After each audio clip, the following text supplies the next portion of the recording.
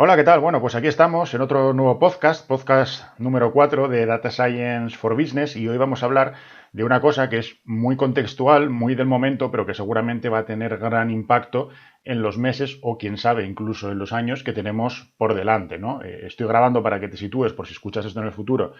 Estoy grabando esto pues en mayo de 2020, cuando todavía estamos inmersos dentro del estado de alarma provocado por el coronavirus y independientemente de que el estado de alarma, bueno, pues se acabará levantando, ¿no? Seguramente en las próximas semanas, sí que creo que estamos en las puertas de lo que puede ser una recesión, incluso una crisis, pues no lo sé, ¿no? Ya el adjetivo formal que se lo pongan los economistas, pero está claro que va a haber un cambio de ciclo y que van a cambiar pues bastantes cosas, igual que cambiaron en la crisis de 2008. Y sobre eso es sobre lo que vamos a hablar en el podcast de hoy, no de los cambios en general del coronavirus, que eso pues creo que ya está muy tocado, pero sí de cómo va a impactar esto en Data Science, ¿no? Cómo va a impactar en nuestro sector y cómo yo veo el futuro, si lo veo positivo, si lo veo negativo, incluso haciendo un análisis por los diferentes sectores, que es precisamente de lo que quiero hablar hoy, y bueno, pues darte un poco mi perspectiva de cómo pienso que puede cambiar lo referente a Data Science, ¿no? En términos de proyectos, en términos de demanda de empleo, en términos de interés en general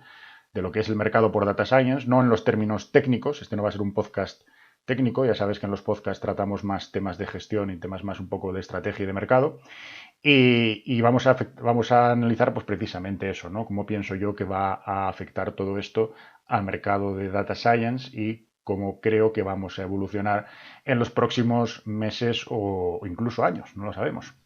Entonces, pues nada, esto es de lo que vamos a hablar el podcast de hoy. Espero que te interese y que te quedes hasta el final. Y nada más, intro y empezamos.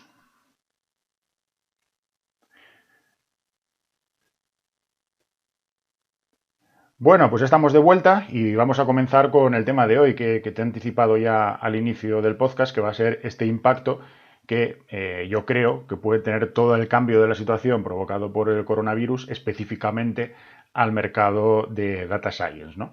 Antes de empezar, decirte que si tienes interés por este tipo de contenidos, pásate por isagonzalez.es, que es un poco como mi página base a partir de la cual pues ahí tengo enlaces a todos los contenidos, ¿no? Porque a lo mejor conoces este podcast, pero a lo mejor no conoces el canal de YouTube, o no conoces el blog, o no conoces el libro, o no conoces los cursos, o lo que sea.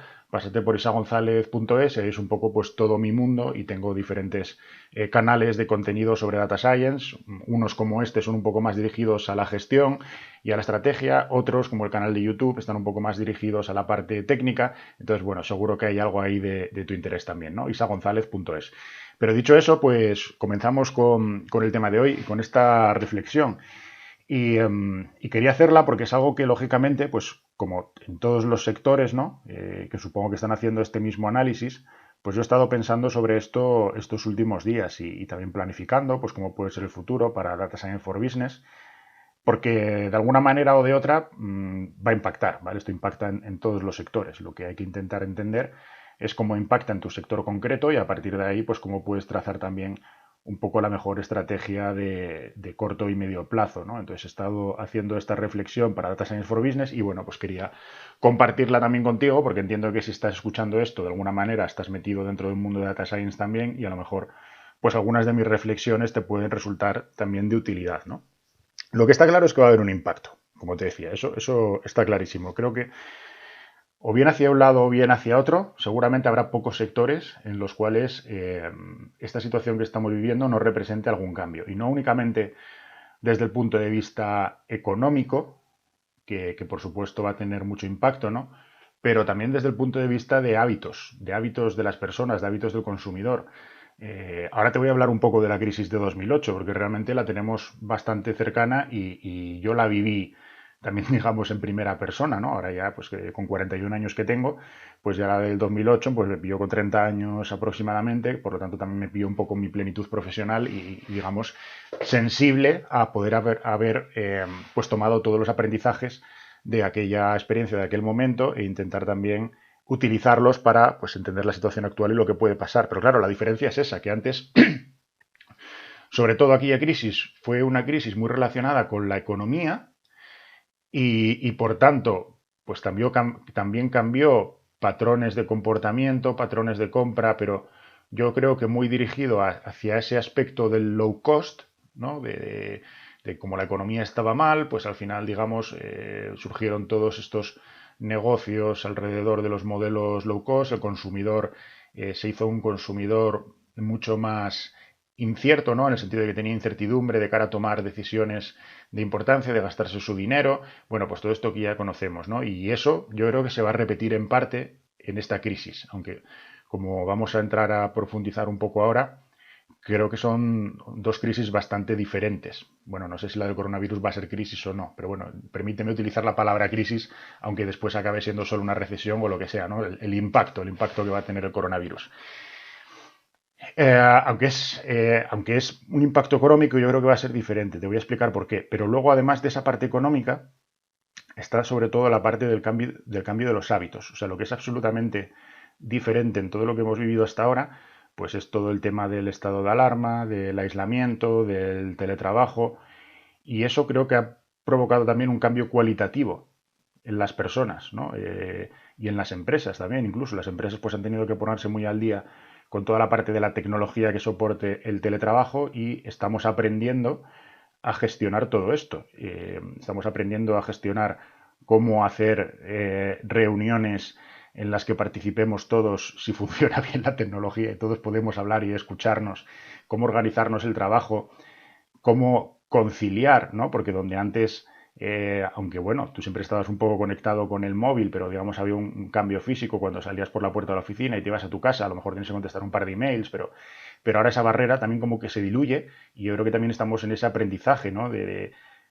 Cómo trabajamos, cómo nos organizamos, trabajamos hasta las 7 y a las 7 paramos, o va a ser una cosa más de que a lo mejor tengo que hacer también reuniones a las 8, pero entre medias me puedo organizar mejor para atender a los niños porque también los tengo en casa todo el día, cosa que antes no pasaba. O sea, son cambios en cuanto a la manera de organizarte y el estilo de vida que creo que se van a acabar también trasladando a, a un comportamiento más estable cuando se acabe todo el tema de coronavirus. Evidentemente no nos vamos a quedar para siempre en casa cuando ya podamos salir, pero seguramente, pues igual que en la crisis de 2008 hay cosas que se marcharon y otras cosas que se quedaron permanentemente, creo que ahora también eso va a pasar, ¿no? Y está más relacionado pues con esos cambios de vida, de estilo de vida, y eso va a generar también cambios en los diferentes sectores, en los diferentes mercados, que después te voy a comentar por dónde yo creo que van a ir y cómo creo que eso va a afectar a Data Science, que al final es un poco el objetivo de toda esta reflexión, ¿no?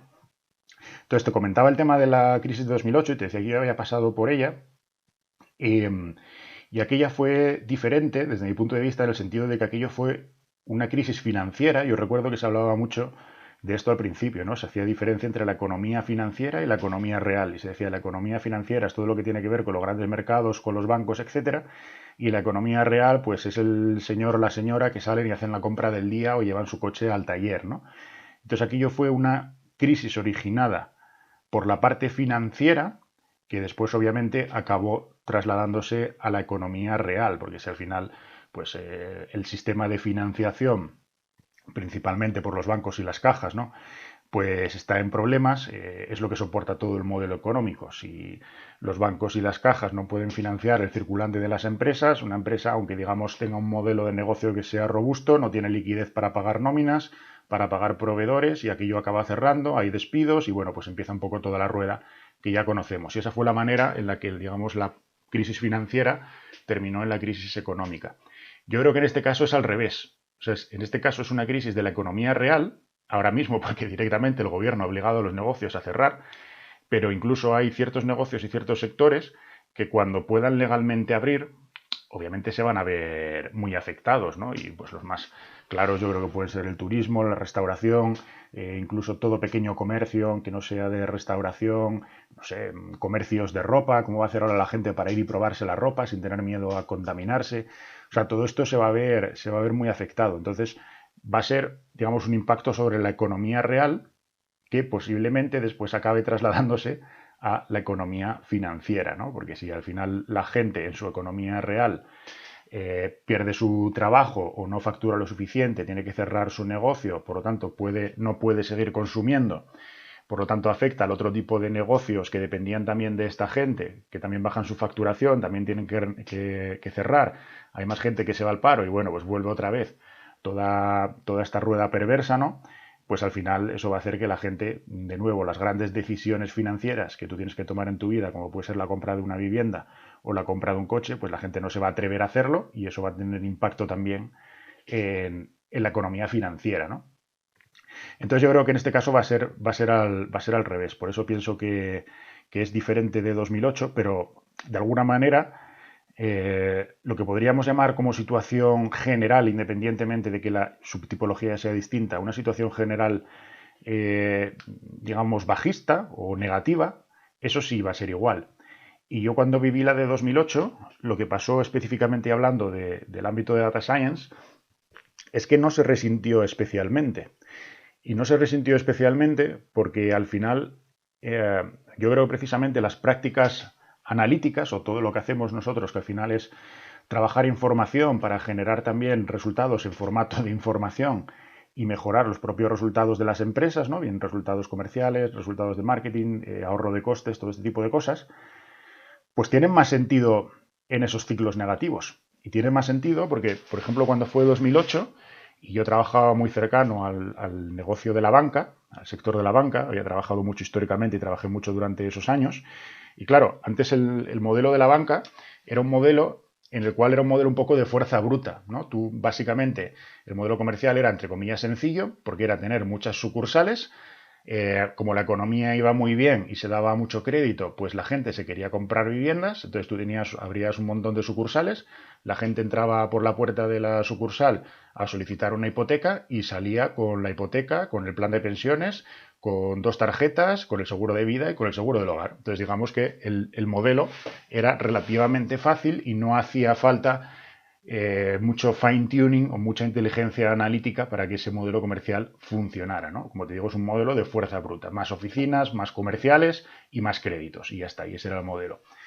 ¿Qué pasa? Que llega el tema de 2008 y cambia radicalmente. Entonces la gente deja de entrar por la puerta, se cae completamente el negocio, el sector de la construcción, se dejan de vender pisos, se dejan de conceder hipotecas y la cosa cambia. Entonces hay que ponerse un poco más las pilas y empezar a pensar cómo podemos aprovechar todo este recurso, todo este activo que tenemos en formato de información para pues seguir haciendo que la rueda del negocio siga girando dentro de lo posible, ¿no? Y por ese motivo, pues fueron momentos en los que también se desarrolló mucho data science, hubo mucho proyecto analítico y era un momento en el que pues había que pasar de esa fuerza bruta a trabajar con más inteligencia. Yo creo que esa es la parte que vamos a volver a vivir ahora, desde el punto de vista de data science. Pero para llegar a esa conclusión, no simplemente he hecho este razonamiento que es un poco de regla de tres, ¿no? Sino que, bueno, pues como te digo, estos últimos días he estado pensando incluso por sectores. Y este análisis por sectores, pues es también el que quiero compartir contigo. Como te decía, por si te sirve de utilidad, no quiere decir que yo esté en lo correcto, simplemente es mi manera de entender las cosas. Y no tengo un conocimiento profundo en todos los sectores, por lo tanto, a lo mejor en tu sector, pues lo que digo, tú dices, oye, pues mira, no tiene mucho sentido. Bueno, pues a lo mejor no, ¿no? Pero bueno, yo creo que en general sí que tiene sentido estas reflexiones. Y entonces el ejercicio es, oye, pues ir analizando sector por sector para ver si al final, un poco más con este enfoque bottom-up, ¿no? Pues empezando sector a sector, ver si al final data science en general, como concepto y como industria, se puede ver reforzado o se puede ver perjudicado por toda la nueva crisis que está por delante, ¿no? Entonces, pues empecemos a ello. Vamos a ir viendo cada uno de los sectores. La banca, por ejemplo. ¿Cómo veo la banca? La banca, pues hace unos años que está bastante en sus cosas internas, ¿no?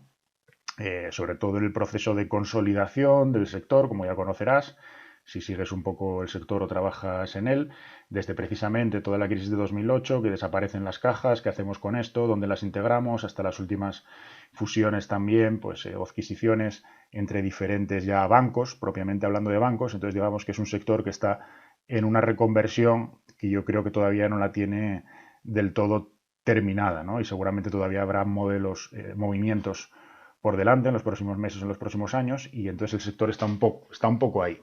Está un poco ahí y está otro poco también con la oreja puesta a ver qué pasa con las tecnológicas y cómo eso puede ser o no una amenaza para sus propios modelos de negocio, ¿no? Pues si las tecnológicas, las grandes, Facebook, Apple, todas estas, Google se meten en temas de cobros y pagos, incluso algunas que tienen ficha bancaria. Bueno, pues este tipo de cosas, ¿no? Entonces, yo creo que está ahí y, y entonces la parte de Data Science como que no se ha desarrollado mucho más durante los últimos años, pero sigue estando ahí, porque sigue siendo uno de los pilares y sigue siendo uno de los sectores que más, por un lado, que más información tiene y por otro lado, que más la utiliza y que más la analiza y que tiene equipos más grandes de data scientist y que tiene, bueno, pues licencias de los softwares más potentes, históricamente hablando, y tiene ya mucho desarrollo hecho e invierte mucho en general en ello, ¿no? Entonces, yo creo que como norma general en el sector, Data Science se va a mantener. Ni va a bajar ni va a subir, se va a mantener.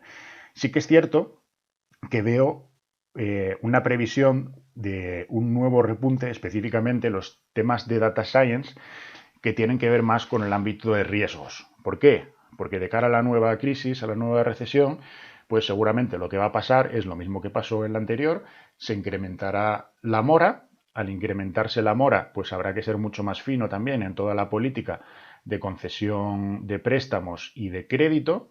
Y pues ahí lo que nos ayuda mucho a hacer precisamente ese ajuste fino, pues es Data Science, ¿no? Entonces, no es algo nuevo, es algo que ya se lleva utilizando, pero igual que que hubo un repunte después de la crisis de 2008, creo que ahora de nuevo se va a intensificar el uso de la aplicación de Data Science específicamente en el área de riesgos. Creo que va a tener más desarrollo que en otras áreas en las que tradicionalmente también estaba trabajando, ¿no? Como por ejemplo en marketing. Creo que específicamente en el área de riesgos se va a potenciar y seguramente pues también se intentará potenciar mucho más lo que se llaman los datos alternativos, que es una cosa que desde hace un tiempo el sector está detrás de ello, que básicamente consiste en, oye, ¿qué otro tipo de información yo puedo incorporar a la información interna típica tradicional que yo tengo en el banco para cualificar el rating de los clientes o el scoring que puede tener una operación en concreto, el scoring de riesgo, ¿no? De si esta persona me va a impagar, no me va a impagar, y la probable pérdida esperada de su impago. ¿Qué información externa puedo tener yo para mejorar todo esto? Esto es una cosa que se lleva trabajando ya unos años y que creo que ahora pues todavía más se va a intensificar, ¿no? Al final, el mundo de Analytics tú puedes mejorar de dos maneras. Una es con mejores algoritmos, la otra es con mejores datos. Y yo creo que en este caso en concreto no se va a trabajar tanto la parte de los algoritmos, creo que el peso no va a venir por ahí, sino por la adquisición de nueva información alternativa, ¿no? Como decía antes, que me pueda ayudar a poder calcular mejor si esta empresa en concreto le puedo mantener la línea, no se la puedo mantener o incluso incrementar si me viene con una solicitud de incremento, ¿no? Por supuesto, cuanto más finos tenga mis procesos analíticos, mejor voy a hacer yo esa concesión de crédito con menos riesgo, por lo tanto voy a generar más margen, por lo tanto voy a incrementar mi negocio. Entonces, en el caso específico de la banca, yo diría, en general nos quedamos igual, ni perdemos ni ganamos desde el punto de vista de data science, pero específicamente en el ámbito de riesgos, creo que sí se va a intensificar todavía más el uso de data science. Seguros, por ejemplo, otro sector también relacionado con banca, porque es sector financiero al final, pero que tiene un comportamiento pues completamente distinto, ¿no? O bastante distinto. ¿Cómo veo yo el tema en seguros? Pues creo que en seguros se va a incrementar también el uso de data science y específicamente yo lo veo en dos áreas. Por un lado, toda la parte, digamos, de pricing barra coberturas, es decir, cuál es el precio de la póliza en función del riesgo que yo estoy asumiendo con esa póliza, pues es una cosa que también tradicionalmente se ha gestionado pues un poco de manera bruta, ¿no? O hay campo de desarrollo, podríamos decir. Hay campo de desarrollo para afinar más en coberturas concretas que yo pueda incluir o quitar dentro de una póliza y es como eso al final afecta al precio, ¿no? Digamos que en ciclos económicos positivos donde el cliente pues tampoco mira tanto las coberturas que tiene en su póliza, pues a lo mejor si esas coberturas adicionales le están representando 50 euros más en la póliza, perdón, pues tampoco va a mover ni va a perder su tiempo en buscar alternativas y demás, pero en ciclos económicos negativos, donde la parte del precio va a afectar a cualquier decisión de compra que tome el cliente, pues creo que también tiene impacto aquí, ¿no? Y entonces el cliente seguramente, o habrá un segmento de los clientes que seguramente se pondrán a revisar más su póliza y dirán, oye, pues que me estás metiendo aquí una cobertura por si me cae un meteorito. Mira, yo no creo que me caiga un meteorito. O me estás metiendo 100.000 euros de cobertura en joyas y es que yo no tengo joyas. Entonces, seguramente es pues, posible que el cliente empiece a prestarle un poco más de atención a esto, y aquellas aseguradoras que sean capaces de hacer una mejor valoración y un mayor ajuste entre la capacidad, la flexibilidad para ofrecerle al cliente unas coberturas más ajustadas a lo que el cliente está demandando, que eso le permita al cliente bajar el precio total de la póliza, pero como también estás bajando el riesgo, digamos que pues una cosa la compensas con la otra y no es únicamente una erosión del margen vía precio, si al final bajas el precio sin bajar ese tipo de coberturas, bueno, pues seguramente vas a tener mayor erosión por la parte del margen, ¿no? Pero si lo que le ofreces al cliente no es tanto una bajada de precio porque sí, sino una flexibilización en cuanto a las coberturas que pueda contratar, y con eso el cliente le sale la póliza en general más barato, estando cubierto más o menos igual para lo que al cliente le interesa, si tú tienes bien desarrollados tus modelos actuariales, los números te tienen que seguir saliendo. Entonces creo que por esa parte, pues posiblemente haya intensificación del trabajo, ¿no? Específicamente eso, si vamos a un modelo en el que de nuevo, pues una parte de la población va a estar muy preocupada por el precio y va a intentar recortar de donde sea. Y la otra que también siempre pasa en ciclos negativos es el fraude. Entonces, de nuevo, en ciclos negativos, pues hay mucha gente que intenta beneficiarse un poco y que intenta hackear el sistema y, bueno, pues generar siniestros falsos para cobrar la póliza del seguro y demás. Este es un campo que también tuvo su repunte en 2008 y yo creo que de nuevo pues es posible que se inviertan esfuerzos de data science para mejorar toda la parte de la identificación del fraude. Entonces, en general, yo creo que en seguros subirá el uso de data science y subirá la demanda de data science, de proyectos de data science y de data scientist para trabajar en las aseguradoras. Telco. Bueno, Telco es un sector también peculiar, ¿no?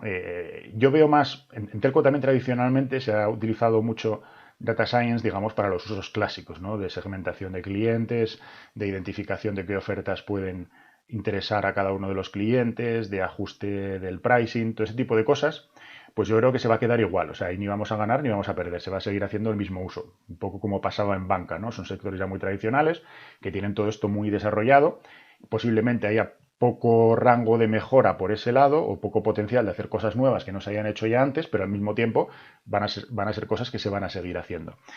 Pero donde yo veo que sí que puede tener un incremento es específicamente en la parte de los contenidos a demanda. Por esto que te decía al principio del cambio de hábitos, ¿no? Pues ahora mismo todas las personas llevamos 2 meses encerrados en nuestra casa.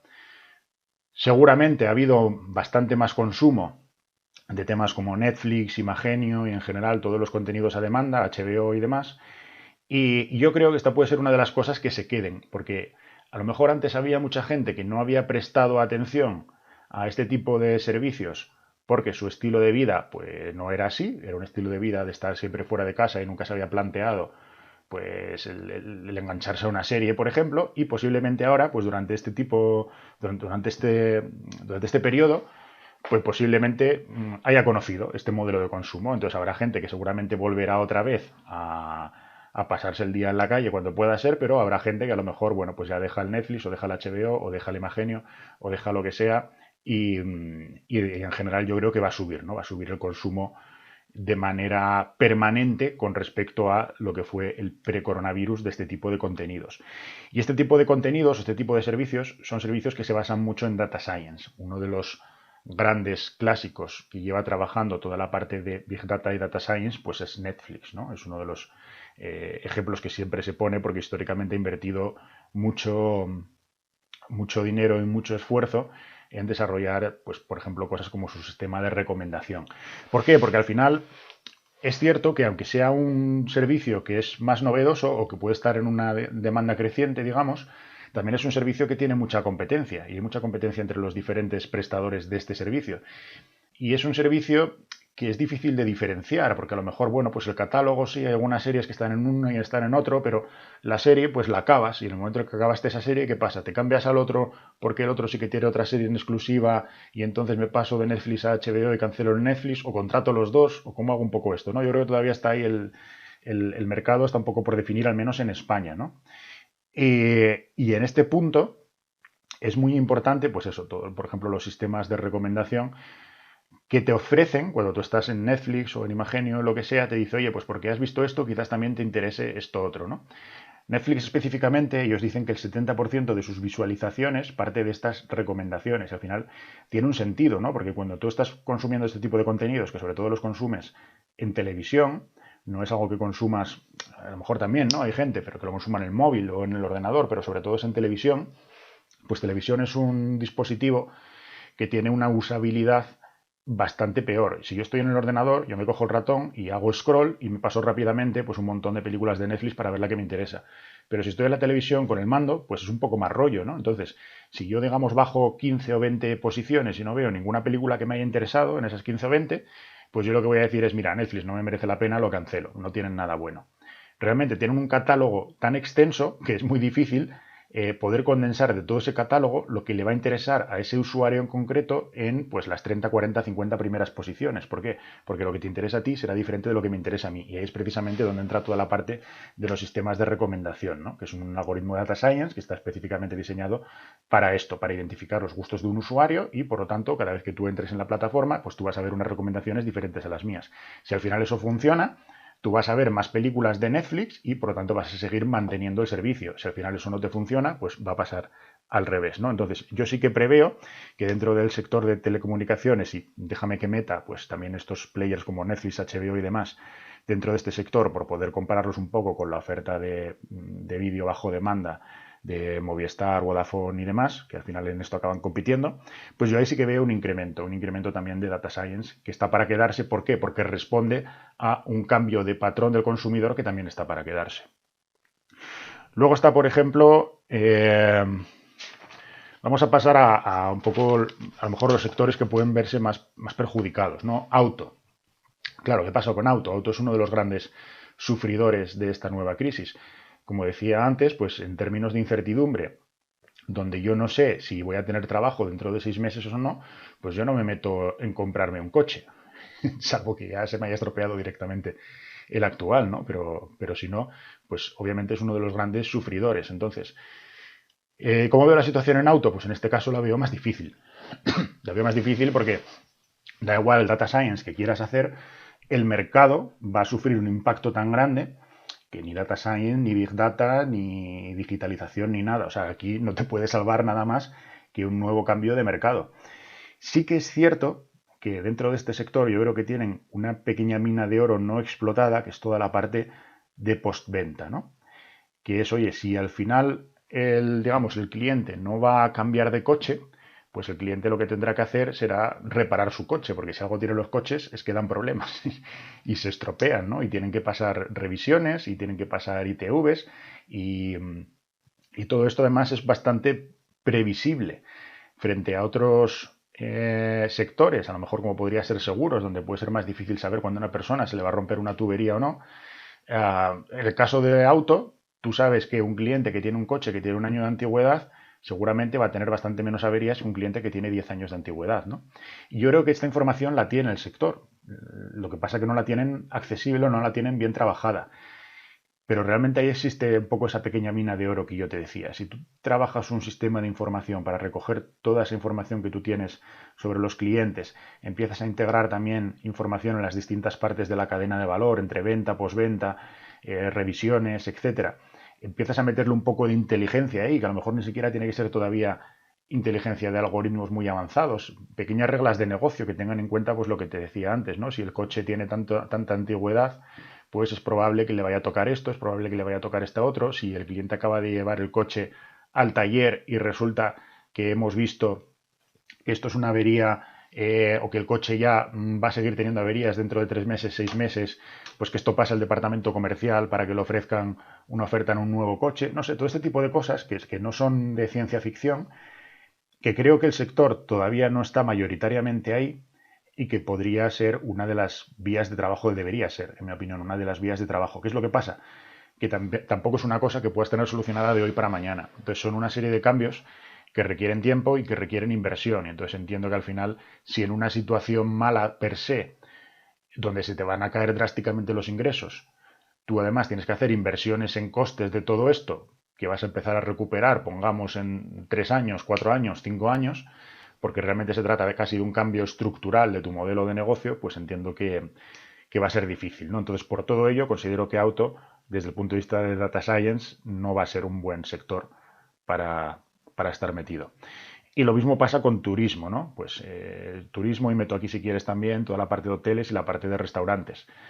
Hasta que no se solucionen sus propios problemas core, que básicamente es que los clientes no van a los hoteles o no van a los restaurantes, ahora por todo el estado de alarma, pero previsiblemente también van a tener ciertas restricciones legales, ¿no? Durante un tiempo, de una tasa de ocupación, una tasa de comensales que pueden tener en mesas, y que incluso la propia gente pues también puede desconfiar, y gente que a lo mejor antes hacía usos más lúdicos de los restaurantes a lo mejor prefiere quedarse en casa porque tiene miedo.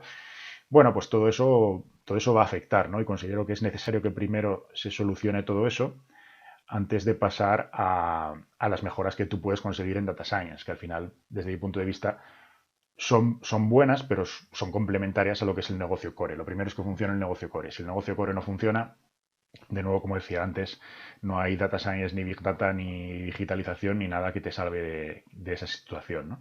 Entonces, yo estos dos sectores, auto, turismo, todo lo relacionado, incluso podríamos meter aquí la hostelería, restaurantes y demás, considero que van a ir en negativo desde el punto de vista de demanda de Data Science, de contratación de servicios de Data Science o de contratación de Data Scientists, ¿no?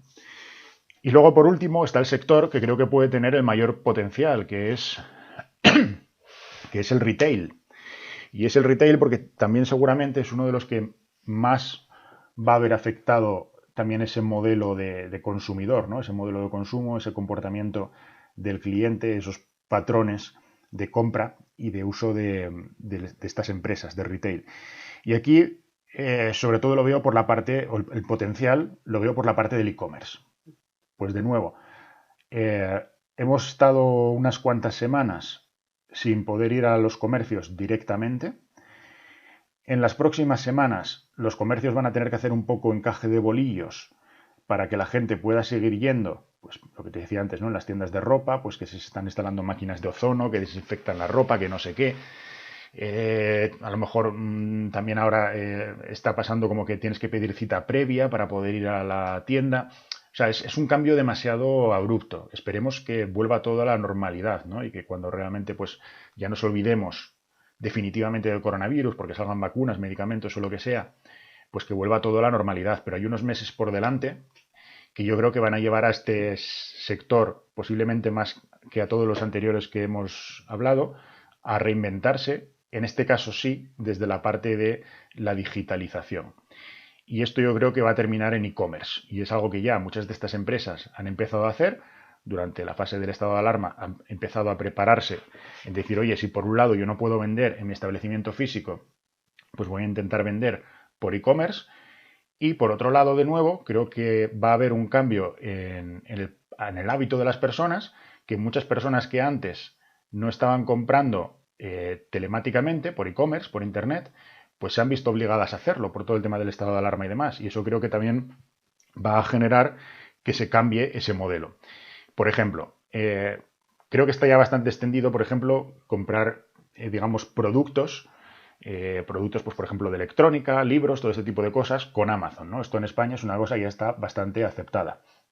Pero, por ejemplo, una cosa que no estaba muy desarrollada es todo el tema de la compra por la compra de la comida, la compra de comida por internet. Incluso perfiles de consumidor, como puedo ser yo mismo, que compro muchos esos productos por internet, lo que son productos, yo iba al supermercado a hacer la compra de la comida. Incluso no había tampoco muy buenas ofertas, digamos, desde el lado de la oferta, no ofertas en precio, sino no había mecanismos para que tú pudieras hacer una compra a través de Internet con buena experiencia de usuario.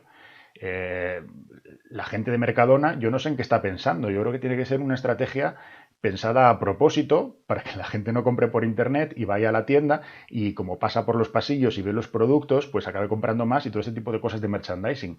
Creo que tiene que estar relacionado con eso, porque si no yo no me explico cómo una empresa como Mercadona tiene la experiencia de usuario fatal, si alguna vez has intentado comprar por internet, que tiene. O sea, es que es lo más desastroso del mundo desde el punto de vista del usuario, ¿no? Es intentar hacer la compra, es querer decirle a Mercadona, toma mi dinero, tráeme la comida, y Mercadona te dice, no quiero tu dinero porque te pongo en medio esta plataforma o esta página web con la cual vas a acabar desistiendo de hacer la compra por internet, ¿no?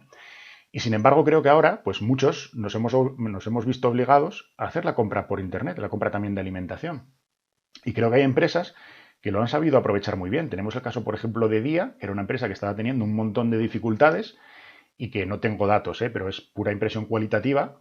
Creo que lo están haciendo muy bien y que seguramente les ha venido muy bien pues toda la parte del estado de alarma y demás, porque al contrario que en Mercadona, en este caso sí han sabido trabajar muy bien la parte online y tú haces la compra por día con una muy buena experiencia de compra, con gastos de envío gratuitos, pudiendo guardar tu carrito. No sé, a mí mi experiencia con Mercadona es que a mitad de compra se me cerraba, como que se me reseteaba la sesión, perdía toda la cesta de compra, tenía que volver otra vez al principio, un jaleo, ¿no? Sin embargo, Día ha pasado pues de ese estado pre-coronavirus en el que estaba teniendo bastantes dificultades a, no sé cómo les estará yendo económicamente, pero por lo menos percibo desde el punto de vista de experiencia de usuario que seguramente les estará yendo bastante mejor, ¿no? Entonces yo creo que ese va a ser un camino.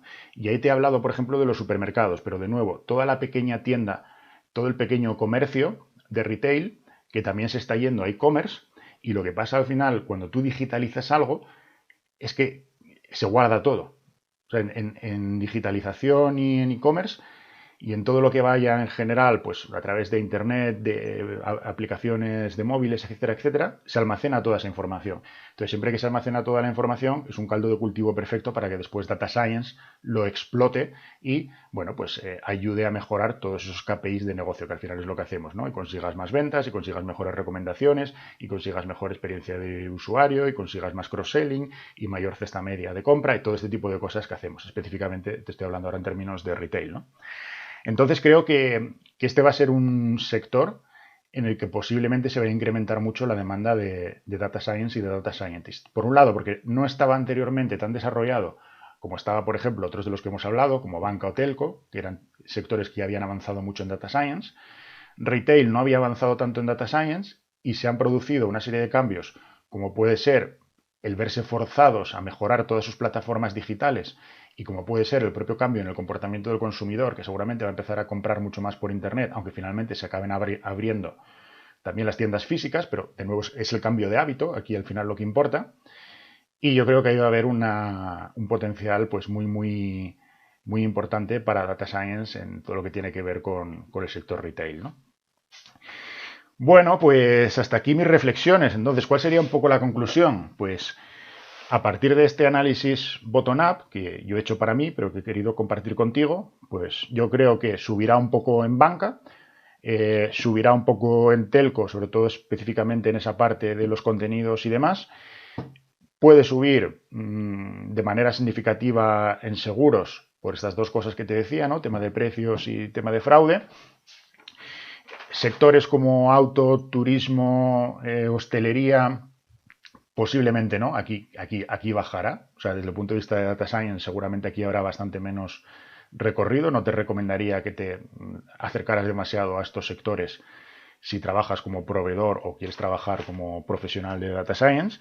Y posiblemente el sector que creo que puede tener más posibilidades en los próximos meses, de nuevo, desde el ámbito de Data Science, pues es retail, ¿no? Pero si sumo, digamos, para arriba y para abajo, pues tengo para arriba banca, seguros, telco, retail, son 4, y para abajo auto, turismo y, bueno, no sé si englobar a lo mejor los restaurantes dentro de turismo, pero incluso aunque los quiera sacar por fuera, ponle 3. O sea, veo 4 positivos y 2,5, vamos a decir, y 2,5 negativos. Con lo cual, pese a ser una crisis y pese a que en general es posible que la demanda de servicios en general caiga, yo creo que específicamente en el ámbito de Data Science, mi previsión es que va a subir por todo esto que te he dicho. Y luego, además, si bueno, pues coincides con mi visión y lo que haces es, digamos, intentar acercarte a alguno de estos sectores que te digo que desde mi punto de vista pues todavía tienen más potencial y van a subir más, pues yo creo que más todavía, ¿no? Entonces, creo que tenemos, dentro de lo malo que es la crisis, posiblemente nuestro sector, nuestro mercado de Data Science, posiblemente no solo no se vea perjudicado, sino que a lo mejor incluso crecemos, ¿no? Pues por esto, porque al final las empresas que sí que van a tener más problemas en su negocio, digamos, un poco más tradicional, sin llegar ya a los casos de auto y de turismo, pero van a tener que enfrentarse a problemas y van a poder solucionar parte de esos problemas utilizando Data Science. Eso va a hacer que la demanda de servicios y de profesionales relacionados con el ámbito del Data Science crezca. Pero bueno, como siempre, es mi opinión. Te invito a que dejes la tuya pues donde lo estés viendo. Si lo estás viendo en iVoox, hay una sección de comentarios. Si finalmente lo pongo en YouTube, que no lo sé, como un podcast, aunque no tenga vídeo, tú lo estás viendo, lo estás escuchando en YouTube, pues coméntalo, porque esto al final es una cosa de opinión y bueno, pues mi experiencia seguramente se enriquece con la tuya y con la de todos, ¿no? Y entre todos, pues cada uno aportará su granito de arena, su experiencia y su visión y seguramente nos ayudará a ver cómo podemos plantear mejor en general pues el futuro para lo que es nuestro sector, para Data Science. Así que nada más, con esto me despido, espero que te haya parecido interesante, que te haya aportado valor y hasta la próxima.